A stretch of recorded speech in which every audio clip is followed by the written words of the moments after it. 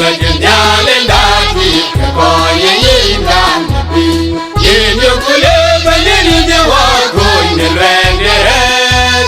nhìn nhiều hoa con và nhìn nhiều hoa về đồng nu nên nhẹ nhiều hoa lo nhà lên nhiều cho em phá hoa chưa hoa lệ để cả chúng được đâu con về đưa nhà lên đã ara mê lên đi nên hoa biết cho cái này nhìn nhớ coi ye thương để cả lại đi đâu về giang đi nhìn nhớ cái coi đã anh yêu ôn của dòng đi là gì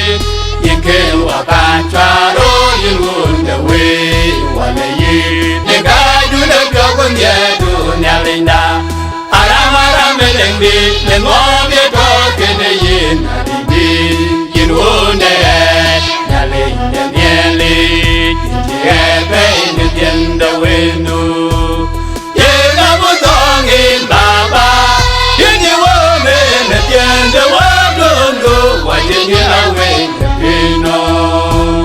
wa na yin ne ka yu na pyo kun ye du nya linh na, ara me leng di, tiền wo me ko ke de yin na di, ye di chan wo wa ne ye tu, o ji ne ko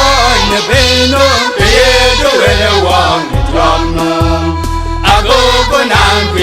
Chân người đi ra theo hòa lệ mẹ ca vui đẹp yêu con nhẹ đủ nhà lên nhà ara mê lên đi để ngó biết cho cái này nhà lên